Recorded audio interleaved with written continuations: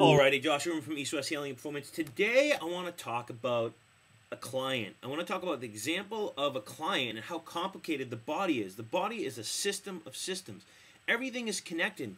And what I'm seeing, and you probably already know this, is that I'm actually quite opinionated. And the problem is we're seeing people with tools and they think their tool can fix everything. Oh, you have hormone imbalances. Take progesterone. Take pregnenolone. Oh, you have neck pain. Let me do massage. Massage is going to fix it. You know, I'm at fault for this too sometimes, but you have to look at the body as an inherent system. It's a functional unit.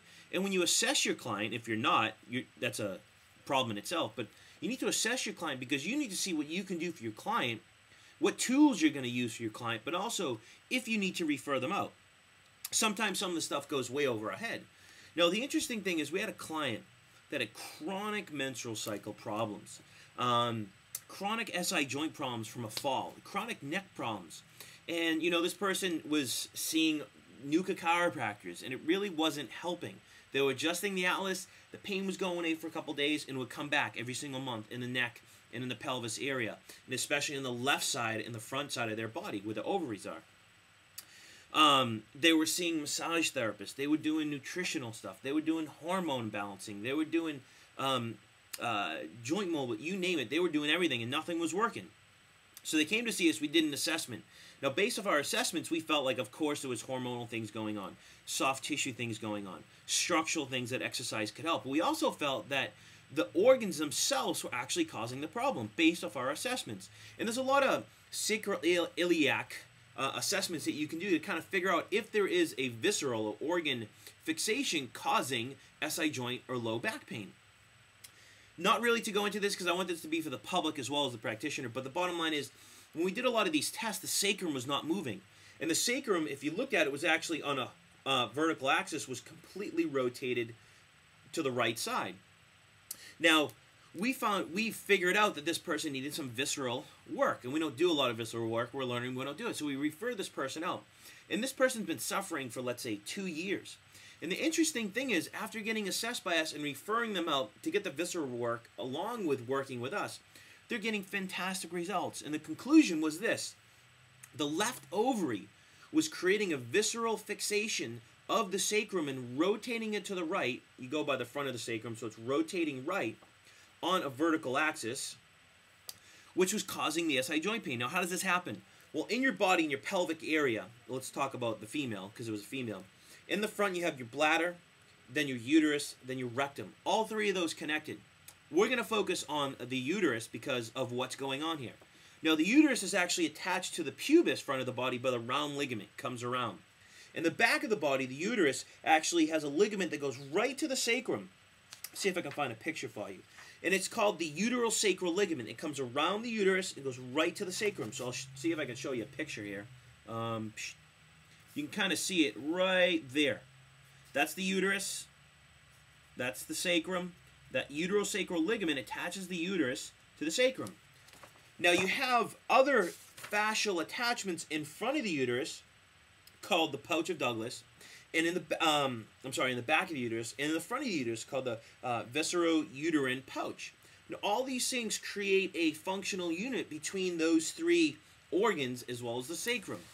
Now what was happening is, because of a fixation or a problem in the uterus and its attachment to the pubis and the sacrum, which go hand in hand. If you have a sacrum issue, a lot of times you're going to have a pubic issue. The pubic bones can move up and down, front and back, and rotate. And the sacrum itself has a center of gravity and an axis of rotation with the pubis. Now the thing is, the uterus itself is attached, of course, to the ovaries through different suspensory ligaments, ligament of the ovary, and things like that. Now what was happening is there was a visceral fixation and contraction in the ovary that was creating a torsion in the uterus, which was creating a tension on the uterosacral ligament to the sacrum, which was causing a rotation in the sacrum, which is causing chronic pain. Now, if I'm going over your head, I do these videos because I like this stuff. The bottom line is, one session.